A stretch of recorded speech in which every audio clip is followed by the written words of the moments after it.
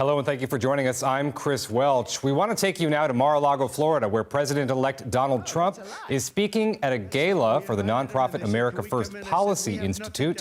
Let's listen. Right? We have nothing to hide. But they asked Ronnie, they asked the doctor, he was up in the podium, who's the healthiest? Because he was the doctor for Barack Hussein Obama, Donald Trump.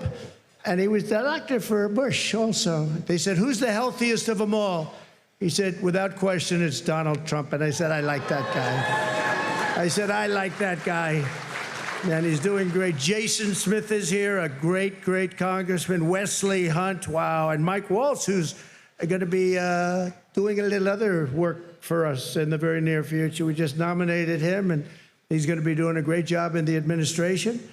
And I promised Mike that I wouldn't be taking too many more before we start counting the votes, okay?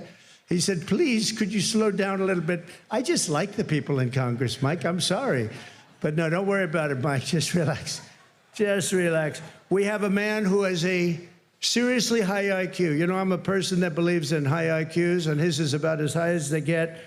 He launched a rocket 3 weeks ago, and then he went to Pennsylvania to campaign because he considered this more important than launching rockets that cost billions of dollars. Elon Musk. Elon.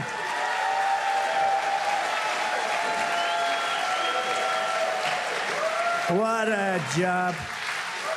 What a job he does. And he happens to be a really good guy. You know, he likes this place. I can't get him out of here. He just likes this place. And you know what? I like having him here, too. He's good.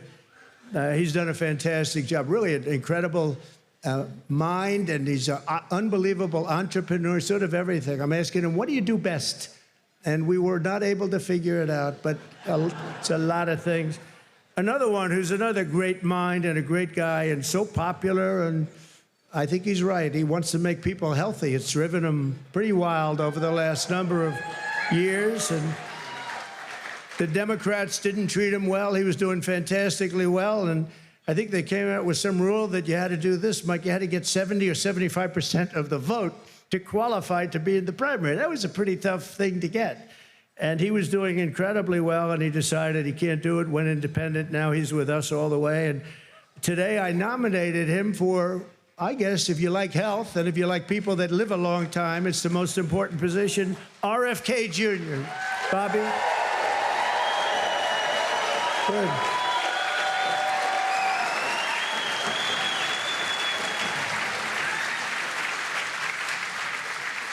And I just looked at the news reports. People like you, Bobby.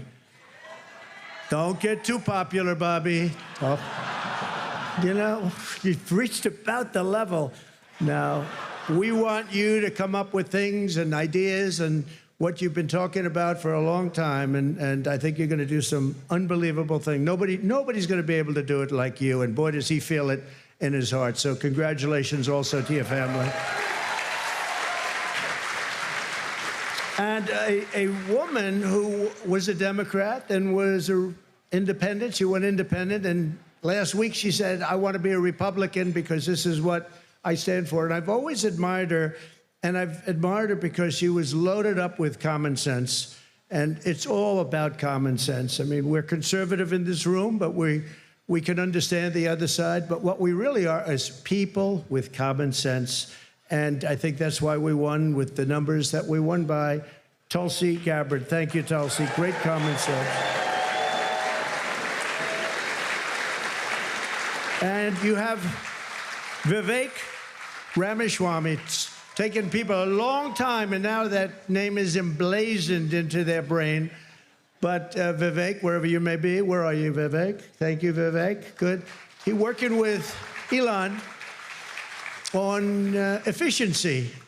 They're working on efficiency, among other things, and they're going to be saving a lot of money and making our country stronger and better. And they'll be coming out with individual reports, but a big one toward the end. And you put those two together, it's going to be really great. So we look forward to seeing it, working with Elon, and that'll be a great experience. You're going to learn something from Elon, I think, right? It's going to be great. Thank you very much, Vivek. And great job. What you've done is fantastic. And somebody that I've admired for a long time, but I've really gotten to know him in my political life, but especially, I think, over the last year, more than maybe ever before, maybe more than even than the first 4 years, because we had a tremendous success through my first term. And then bad things happened, and we had to wait. I couldn't wait. I was saying, they're not going to do it. They're not going to help us. They're not going to save this country. And it really dawned on me about 10 days out. I said, wait a minute, with 10 days, I waited 4 years, 3 years, 2 years. All of a sudden, it's 10 days, and then every day seemed so long. But I knew by the crowds we were getting, it was going to be really something. And Newt Gingrich got up, and he said, this is a very special thing that's happening, because nobody has ever had crowds, and they just wanted hope. They wanted something. They just didn't want what they had. And nobody expressed it more beautifully than Newt Gingrich. And thank you, Newt, very much. It was really beautiful. And Callista, thank you very much. Thank you, Callista. But the American people have just delivered really something very, very amazing. The biggest political victory in 129 years. Can you believe that, Newt? 120. They said the most consequential election. I love that word. It's a beautiful word. Most consequential election in the last 129 years. Wow, that's something. So we swept all swing states. We won the popular vote. Oh, I love that. You know, in the last one, in my first term, they said he won the election, but they always followed by, he didn't win the popular vote. That's what they say. I don't even know, is it true or not? Who knows? But they would say he didn't win the popular vote, and we won the popular vote by records now. So nobody can say that anymore about us. Nobody can say that, because we won the popular vote. And I didn't win it, the people won it. The great people of our country won the popular vote, and that's what they wanted. And this was something really special. Won the White House, recaptured the Senate, and now, as of today, recaptured the House. Thank you very much, Congressman.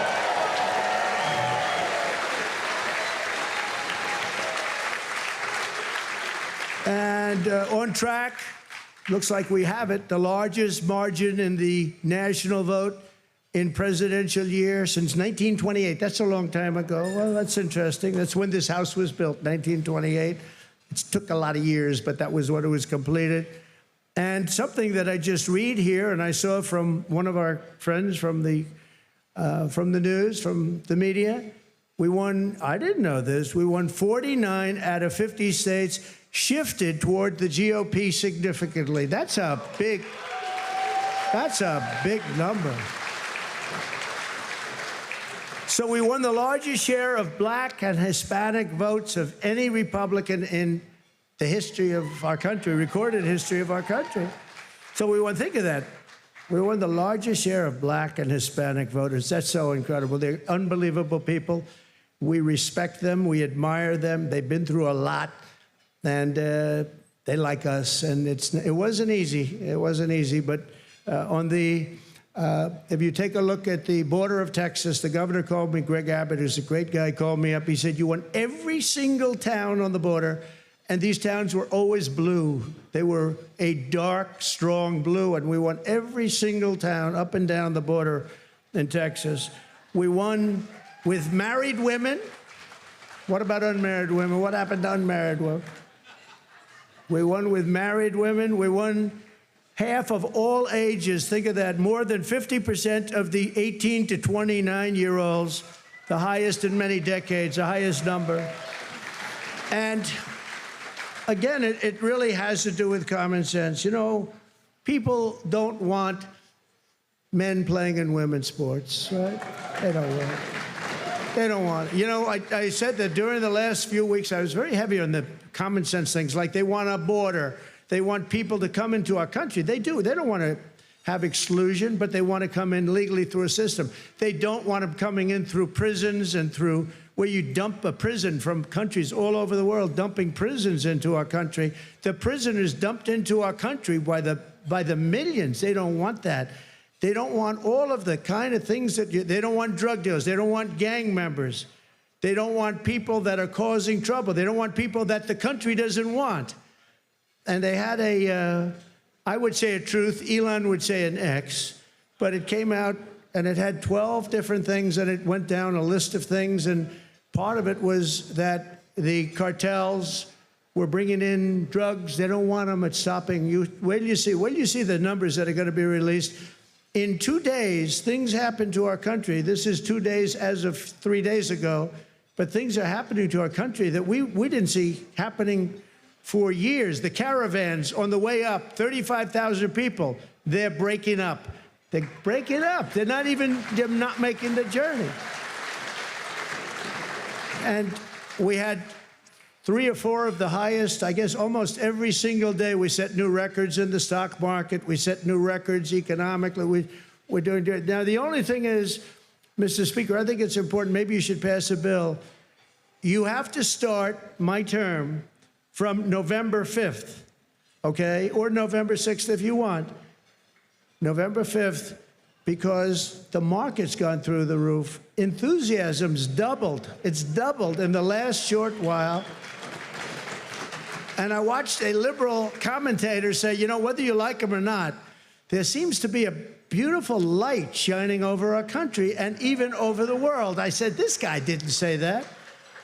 But we have to defeat inflation. And while inflation's down, the costs are way too high. And when I went around, I heard something that was very interesting, the word grocery. It's sort of such a strange and simple and nice word. You know, I'm going out for groceries today. They talked about that more than any other item. The groceries are too high. And when you think about it, that's a very bad thing. And I talked about that a lot in the last couple of weeks, and it resonated. I tell a story about a woman. She got 3 apples, an old woman. She had 3 apples, and she brought them up to the cash register, and she looked at the woman, and she said, is that the right price? And the woman said, yes, ma'am, I'm sorry. Yes, it is. And she said, oh, that's okay. Could you wait 1 minute? And she took one of the 3 apples, and she brought it back to the refrigeration, and she came back gently up to the cash register, and she paid for 2 apples instead of 3. That should not be happening in our country. That should not be happening here. It's not going to happen here. We're going to make it a much different place. We're going to slash energy costs. We're going to get your energy bills in half, and that's going to bring down the costs, generally speaking. And we're going to have a whole new. We have a big announcement, and I won't tell you the name of his, the exact name. I think he's an incredible person. He's got an unbelievably wonderful wife named Catherine. So I won't tell you his name. It might be something like Burgum. He's from North Dakota. He's going to be announced tomorrow for a very big position. So everybody's waiting. There he is. Hi, Doug. He's going to be announced tomorrow, and we have somebody else that's probably coming up with him to be announced, who's a big one. And we're going to do things with energy and with land, interior, that is going to be incredible. And so I look forward to doing the formal announcement, although this is a pretty big announcement right now. Actually, he's going to head the Department of Interior, and he's going to be fantastic. Good, Doug. Congratulations, Catherine. But we'll make the formal announcement tomorrow. We're going to reduce regulation, waste, fraud, and inefficiency, and these 2 guys are going to find a lot of it. We're going to clean out the corrupt, broken, and failing bureaucracies, and that's what we're going to be doing. And we're going to stop child sexual mutilation. We're going to stop it because it's time. It's time. It's time, and it's not right what's going on. It is mutilation, and it's not going to happen. We have to stop it. We have to get back to a great country with low taxes and strong military. We're going to fix our military. We did it once. Now we're going to have to do it again. We didn't know a big chunk of it was going to be given to Afghanistan. We're going to work on Middle East, and we're going to work very hard on Russia and Ukraine. It's got to stop. Russia and Ukraine's got to stop. Thousands and thousands. I saw a report today. Thousands of people over the last 3 days were killed. Thousands and thousands of people were killed. They happen to be soldiers, but whether they're soldiers or they're people sitting in towns, we're going to work it. So I just want to thank everybody for being here tonight. I really want to congratulate Linda, you and Brooke for the job you've done.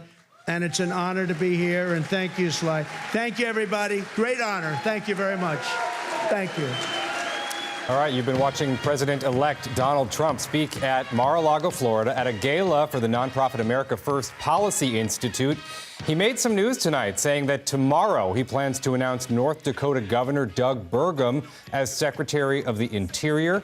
Also in the audience tonight, several of his other cabinet picks, some of whom have become quite controversial. He gave shout-outs to his Choice for Health and Human Services Secretary, Robert F. Kennedy Jr., his Director of National Intelligence, Tulsi Gabbard, and Elon Musk and Vivek Ramaswamy, who he's tasked with making government what he calls more efficient.